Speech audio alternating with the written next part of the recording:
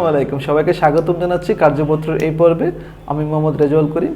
তো আজকে আমরা আমার এই লেকচারে কার্যপত্রের কিছু গুরুত্বপূর্ণ বিষয় নিয়ে আলোচনা করব।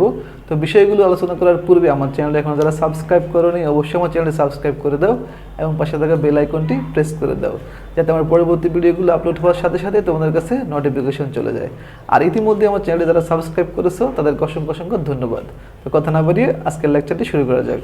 আমরা গত ক্লাসে কার্যপত্র কাকে বলে, কার্যপত্র প্রকারভেদ বা মূলধন জাতীয় আয়, মূলধন জাতীয় ব্যয় নিয়ে আলোচনা করছি। তো ওই ক্লাসটা আমরা একটু রিপিট করব। তো মূলধন জাতীয় ব্যয় জানি কাকে বলে। আমরা জানি যে সকল স্থায়ী সম্পত্তি অর্থাৎ আমাদের মূলধন জাতীয় ও মুনাফা জাতীয় লেনদেনগুলোকে দুই ভাগে ভাগ করা যায়। তো এর মধ্যে আছে একটা মূলধন জাতীয় লেনদেন। মূলধন জাতীয় লেনদেন দুই প্রকার। আমাদের যদি বলি যে একটা হচ্ছে মূলধন জাতীয় প্রাপ্তি বা একটা হচ্ছে আয়, অথবা আরেকটা হচ্ছে আমাদের মূলধন জাতীয় ব্যয়। তো মূলধন জাতীয় ব্যয় কাকে বলে? আমরা জানি স্থায়ী সম্পত্তিগুলোকে মূলত মূলধন জাতীয় ব্যয় বলা হয়। যেমন ধরো দালান কোঠা, যন্ত্রপাতি, মেশিন, আসবাবপত্র ইত্যাদিকে আমরা মূলধন জাতীয় ব্যয় বলতে পারি। আবার মূলধন জাতীয় প্রাপ্তিগুণগুলো যেমন মূলধন, ব্যাংক ঋণ, তারপর তোমার কোনো সম্পত্তি বিক্রয় করলে বিক্রয়লব্ধ অর্থটা হচ্ছে আমাদের মূলধন জাতীয় প্রাপ্তি। আর মূলধন জাতীয় আয় কোনগুলো জানি? আমরা জানি সম্পত্তি যে বিক্রয় করছি ও বিক্রয় থেকে যদি আমরা ব্যয়টা বাদ দিয়ে দিই তাহলে সেটা হচ্ছে মূলধন জাতীয় আয়। ঠিক আছে। আবার এরকম হতে পারে শেয়ার অধিহারে শেয়ার বিক্রয়লব্ধ অর্থ বা অধিহারে ঋণপত্র বিক্রয়লব্ধ অর্থ, এগুলোকে আমরা মূলধন জাতীয় আয় বলতে পারি। আবার মুনাফা জাতীয় লেনদেন আবার দুই প্রকার, যেমন মুনাফা জাতীয় প্রাপ্তি বা আয়, আর একটা হচ্ছে মুনাফা জাতীয় ব্যয়। তো মুনাফা জাতীয় ব্যয় বা প্রদানগুলো কী কী? যেমন প্রদান যদি বলি আমরা, অর্থাৎ বেতন, মুনাফা জাতীয় ব্যয় হচ্ছে বেতন, মুনাফা জাতীয় ব্যয়গুলো হচ্ছে বেতন, ভাড়া, মণিহারি, ঠিক আছে, তো মজুরি ইত্যাদিগুলোকে আমরা মুনাফা জাতীয় ব্যয় বলি, তাই না? তো মুনাফা জাতীয় ব্যয় এবং প্রদানের মধ্যে পার্থক্য তো আমি গত ক্লাসে দেখাইছি, তোমরা দেখে আসবা। আবার মুনাফা জাতীয় প্রাপ্তি এবং আয়ের মধ্যে যেমন মুনাফা জাতীয় প্রাপ্তিগুলো কী কী? যেমন বিক্রয়, শিক্ষানিবাস শিক্ষানিবাস স্যালামি, তারপর তোমার কমিশন প্রাপ্তি, বাট্টা প্রাপ্তি, দস্তরি প্রাপ্তি, উপভাড়া ইত্যাদিকে আমরা মুনাফা জাতীয় প্রাপ্তি বলি। আর মুনাফা জাতীয় প্রাপ্তি এবং আয়ের মধ্যে যে আমরা পার্থক্যগুলো দেখাইছি, আমি গত ভিডিওতে দেখাইছি, সেগুলো অবশ্যই তোমরা দেখে আসবে। ঠিক আছে। তো আজকে আমরা মূলত আলোচনা করব এই লেকচারে আমরা আলোচনা করব বিলম্বিত মুনাফা জাতীয় ব্যয়, নগদ ভিত্তিক ও বকেয়া ভিত্তিক হিসাব রক্ষণ, আর একটা হচ্ছে হিসাবকাল নিয়ে। আমরা এই তিনটা টপিক নিয়ে আজকে আমরা আলোচনা করব। ঠিক আছে।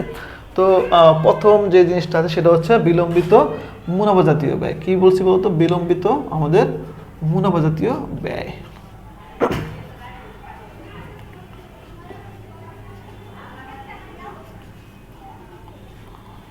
তো দেখো, বিলম্বিত মুনাফা জাতীয় ব্যয় জিনিসটা কি? যেই ব্যয়গুলোর উপকারিতা আমরা বা এটার কার্যকাল দীর্ঘদিন ধরে থাকবে সেগুলোকে আমরা বলবো বিলম্বিত মুনাফা জাতীয় ব্যয়। তাহলে কি বলছি? এটা এমন একটা ব্যয়, এই ব্যয়টা অর্থাৎ আমাদের একটা কয়েকটা বছর ধরে চলতে থাকবে, কয়েকটা বছর ধরে কী হতে থাকবে? চলতে থাকবে। তো এই ধরনের ব্যয়গুলোকে আমরা বলবো বিলম্বিত মুনাফা জাতীয় ব্যয়। যেমন ধরো আমরা যদি বলি এরকম, আমরা কিছু নাম লিখি, যেমন এক নম্বর বড় ধরনের বিজ্ঞাপন, বড় ধরনের বিজ্ঞাপন। তারপরে আমরা বলতে পারি ব্যবসা স্থানান্তর ব্যয়। ব্যবসা এক জায়গা থেকে যদি আমি আরেক জায়গায় স্থানান্তর করি, ব্যবসা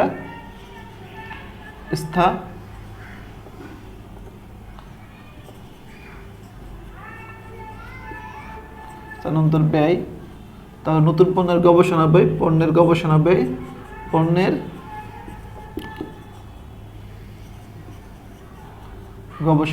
ব্যয়। তারপরে আমরা বলতে পারি যে এরকম প্রাথমিক খরচ, এটাকে আমরা গবেষণা বিলম্বিত মুনাফা জাতীয় ব্যয় বলতে পারি। আবার এরকম বলতে পারি আরেকটা হচ্ছে বড় ধরনের মেরামত। আচ্ছা, মেরামত ব্যয়টা অনেকে মুনাফা জাতীয় ব্যয় বলে, মুনাফা জাতীয় ব্যয় বলা যায়, বাট যদি এই মেরামত ব্যয়ের ফলে সম্পত্তির আয়ুষ্কাল বৃদ্ধি পায় সেটাকে আমরা বিলম্বিত মুনাফা জাতীয় ব্যয় হিসেবে বলতে পারি, আবার মূলধন জাতীয় ব্যয় হিসেবে বলতে পারি। তাহলে একটা মেরামত ব্যয়টা সবসময় হচ্ছে মুনাফা জাতীয় ব্যয়, কিন্তু এই মেরামত ব্যয়ের ফলে যদি ওই সম্পত্তি, যে সম্পত্তি তুমি মেরামত করবো, ওই সম্পত্তির যদি আয়ুষ্কাল বৃদ্ধি পায় সেটাকে আমরা বিলম্বিত মুনাফা জাতীয় ব্যয় অথবা আমরা মূলধন জাতীয় ব্যয় বলতে পারবো। ঠিক আছে। তো এগুলো হচ্ছে আমাদের বিলম্বিত মুনাফা জাতীয় ব্যয়। তো তোমরা এগুলো একটু মুখস্থ রাখবা, এই পাঁচটা জিনিস। তো এই পাঁচটা থেকে সচরাচর MCQ আসে।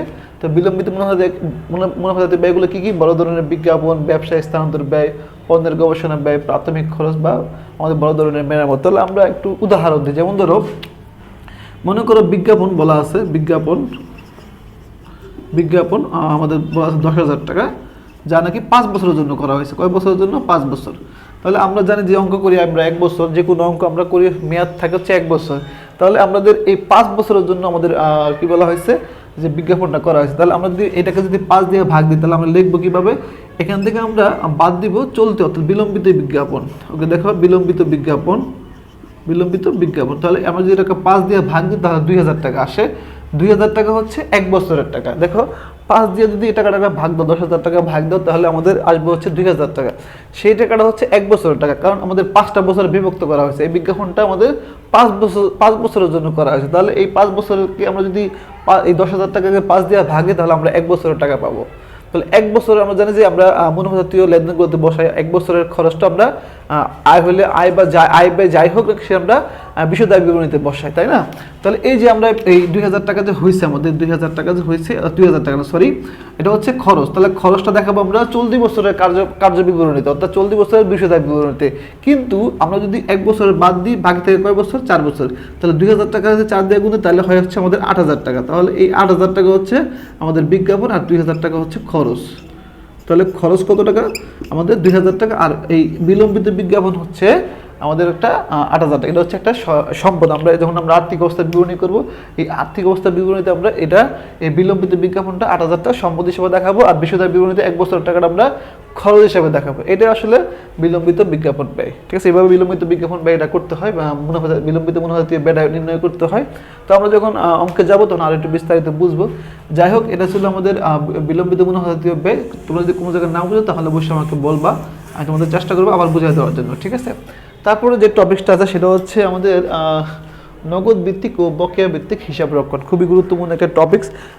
কার্যপত্র করতে গেলে এই জিনিসগুলো লাগে, হচ্ছে এই জিনিসগুলো প্রয়োজন, কিন্তু অনেকে আমরা এগুলো পড়ি না, ফলে আমরা অনেকগুলো এমসিকিউ দিতে পারি না। দেখো এখানে যে টপিকসটা দিচ্ছে আমরা নগদ ভিত্তিক ও বকেয়া ভিত্তিক হিসাব রক্ষণ।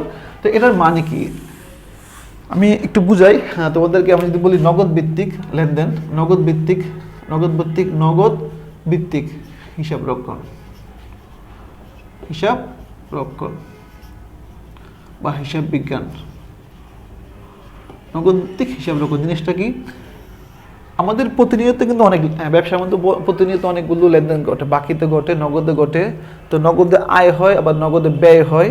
তো এটার মানে হচ্ছে, এই নগদ ভিত্তিক মানে হচ্ছে তোমার যখন আয় হবে সেটা শুধুমাত্র নগদে যদি ঘটে, যেমন আমার একটা আয় হয়েছে, আয় কিন্তু বাকিতে হইতে পারে, নগদও হইতে পারে, তাই না? তাহলে তুমি যখন নগদ প্রাপ্তি পাবা, নগদ প্রাপ্তি কোনো বাকিতে করা যাবে না, নগদ প্রাপ্তি যখন পাবা তখন তুমি তোমার হিসাবের কথা এটা আয় বলে লিপিবদ্ধ করবা। কিন্তু তোমার যদি এরকম বাকিতে হয়, সেই বাকির টাকাটা তুমি এই নগদ ভিত্তিক হিসাব রক্ষণ বা পদ্ধতি প্রয়োগ করে তুমি কিন্তু লিপিবদ্ধ করতে পারবা না তোমার হিসাবের খাতা। তাহলে এটা মানে হচ্ছে যে তোমার আয় হোক আর ব্যয় হোক সেটা নগদ হইতে হবে। যখনই নগদ প্রাপ্তি ঘটবে সেটা আমরা আয় হিসেবে গণ্য করব, এবং যখন আমরা নগদে প্রদান ঘটবে সেটা আমরা ব্যয় হিসেবে গণ্য করব। তো এই যে হিসাব রক্ষণ পদ্ধতি অবলম্বন করবো সেটা আমরা বলছি নগদ ভিত্তিক হিসাব রক্ষণ পদ্ধতি। সেখানে কোনো সময় কখনো বাকিতে এন্ট্রিগুলো অথবা বকেয়া বা অগ্রিম যে আমাদের সম্পদগুলো থাকে বা বকেয়া দায়গুলো থাকে বা বকেয়া যে খরচগুলো থাকে সেগুলো কখনো আমরা এখানে লিপিবদ্ধ করবো না। একমাত্র যখনই নগদ যখন প্রাপ্তি ঘটবে তখন সেটা আমরা আয় হিসেবে গণ্য করবো। যখনই নগদে আমাদের প্রদান ঘটবে তখনই আমরা সেটা ব্যয় হিসেবে আমরা গণ্য করবো। ঠিক আছে, যেমন সাপোজ ধরো আমাদের বেতন একটা খরচ, তাই না? বেতন আমরা প্রদান করলাম, বেতন প্রদান মনে করো আমাদের 50,000 টাকা সাপোজ, ঠিক আছে? তাহলে প্রদান করলাম 50,000 টাকা। এই যে আমরা যখন তুমি এই টাকাটা প্রদান করবা তখনই সেটা ব্যয় হিসেবে গণ্য হবে, তখনই তুমি সেটা লিপিবদ্ধ করতে হয়। কিন্তু যদি এরকম বলা হয় যে অগ্রিম বেতন প্রদান, যেমন আমাদের যদি এরকম না, আমরা যদি বলি যে এরকম সাপোজ একটু বুঝাই দিই তোমাদেরকে। মনে করো আমাদের একটা বেতন বকেয়া আছে সাপোজ, ধরো বেতন বকেয়া। তাহলে বেতন বকেয়া 5,000 টাকা ধরলাম আমরা, হ্যাঁ? তো এই বকেয়াটা কেন হয়েছে আমরা এখনো এটার পেমেন্ট করতে পারি নাই, কিন্তু এটা কিন্তু অলরেডি খরচ হয়ে গেছে। আধুনিক নিয়মে এটা কিন্তু খরচ হয়ে গেছে, বকেয়া বেতনটা অলরেডি খরচ হয়ে গেছে। যখনই খরচ হয়ে যাবে তখন আমরা হিসাবের খাতায় লিপিবদ্ধ করে রাখবো। কিন্তু নগদ ভিত্তিক হিসাব রকম পদ্ধতিতে যতক্ষণ তুমি এই বকেয়া বেতনটা পরিশোধ না করবা ততক্ষণ তুমি এটাকে ব্যয় হিসাবে গণ্য করতে পারবা না। এটি আসলে নগদ ভিত্তিক হিসাব রকম পদ্ধতি। কিন্তু সচরাচর আমরা এই নগদ ভিত্তিক হিসাব রকম পদ্ধতিতে আমরা কোনো হিসাব লিপিবদ্ধ করি না।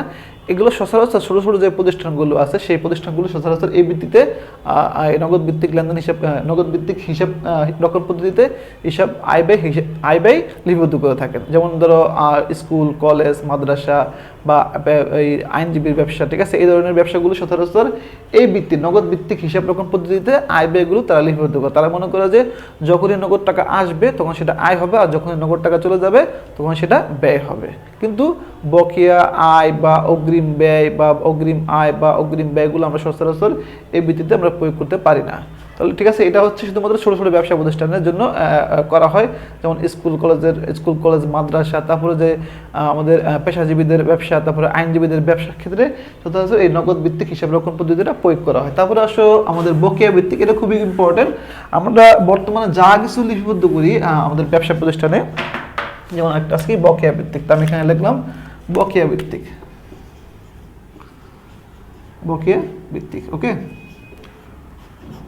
তাহলে এখন আমরা বকেয়া ভিত্তিক হিসাব রক্ষণ পদ্ধতি দেখবো। তো বকেয়া ভিত্তিকটা হচ্ছে এরকম, তুমি যখনই লেনদেনটা হয়ে যাবে সেটা তুমি টাকা প্রদান করো বা প্রদান করো না, ঠিক আছে। যেমন ধরো আমি বাকিতে পণ্য ক্রয় করছি কিন্তু এটা আমার ব্যয় হয়েছে, কিন্তু আমি এখন টাকা পরিশোধ করি নাই, তাই না, কিন্তু ব্যয় হয়ে গেছে, তখন তুমি লিপিবদ্ধ করে ফেললা, ব্যয় হিসাবে ব্যয়ের খাতায় তুমি ব্যয় হিসাবে গণ্য করে ফেললা। কিন্তু তুমি টাকা পরে দাও, টাকা যখন পরে দেবে সেটা তখন সম্পদ কমে যাবে, কিন্তু তোমার ব্যয় যেহেতু হয়েছে তখন যখনই ঘটবে লেনদেনটা তখনই তুমি সেটা লিপিবদ্ধ করে ফেলবে। এই জন্য এটাকে বলা হয়েছে বকেয়া ভিত্তিক লেনদেন। অর্থাৎ তোমার এরকম তোমার ব্যয় হয়ে গেছে, তুমি এখনো টাকা পরিশোধ করো নাই, কিন্তু তোমাকে এটা ব্যয় হয়ে গেছে, কিন্তু তুমি যদি যখন টাকা দিব তখন যদি লিপিবদ্ধ করে ব্যয় হিসেবে, সেটা হবে নগদ ভিত্তিক লেনদেন। কিন্তু যখন তোমার ব্যয় হয়ে গেছে সাথে সাথে তুমি টাকা দাও বা না দাও তোমার হিসাবের খাতায় লিপিবদ্ধ করে ফেললা, তখন সেটা হচ্ছে বকেয়া ভিত্তিক লেনদেন। আমরা সচরাচর হিসাব বিজ্ঞানে ব্যবসা প্রতিষ্ঠানে আমরা এই বকেয়া ভিত্তিক লেনদেনটা ফলো করি, অনুসরণ করি। আমরা সমস্ত লেনদেনগুলো লিপিবদ্ধ করি বকেয়া ভিত্তিক লেনদেন হিসাবে, ঠিক আছে। তাহলে মানে যত ধরনের বড় বড় প্রতিষ্ঠান আছে সমস্ত প্রতিষ্ঠানগুলো বকেয়া ভিত্তিক লেনদেন হিসাবে তাদের লেনদেনগুলো হিসাবের খাতায় আয় ব্যয়গুলো লিপিবদ্ধ করে থাকেন, ঠিক আছে। তো এটার বকেয়া ভিত্তিকটা আমাদের জন্য ব্যবসার জন্য খুবই গুরুত্বপূর্ণ। তো বকেয়া ভিত্তিক লেনদেনে কারা কারা লিপিবদ্ধ করে? সমস্ত বড় বড় প্রতিষ্ঠানগুলো হিসাব বিজ্ঞানের নিয়ম অনুসারে এই বকেয়া ভিত্তিক লেনদেনগুলো সেটা লিপিবদ্ধ করে থাকে। যখনই আয় হবে সেটা নগদ হোক আর বাকিতে হোক, সাথে সাথে আয় হিসাবে তারা লিখে ফেলবে। আর যখনই ব্যয় হবে সেটা নগদ হোক বা বাকিতে হোক, সাথে সাথে ব্যয়ের খাতা সে লিপিবদ্ধ করে ফেলবে, ঠিক আছে। এটাই হচ্ছে বকেয়া ভিত্তিক লেনদেন। তো আজকে আমরা আরেকটা গুরুত্বপূর্ণ টপিক নিয়ে আলোচনা করবো, সেটা হচ্ছে আমাদের হিসাব কাল, ঠিক আছে। এই যে আমাদের গুরুত্বপূর্ণ আজকের জন্য লাস্ট টপিক সেটা হচ্ছে হিসাব কাল। তো হিসাব কাল জিনিসটা কি? দেখো, একটা ব্যবসা যখন সৃষ্টি হয় তখন কিন্তু অনির্দিষ্ট কাল পর্যন্ত চলতে থাকে, তাই না? অনির্দিষ্ট কাল পর্যন্ত চলতে থাকে, কিন্তু এই অনির্দিষ্ট কাল পরে যেহেতু আমি আর হিসাব করবো না, এই অনির্দিষ্ট কালকে একটা ক্ষুদ্র ক্ষুদ্র অংশে বিভক্ত করা হয়।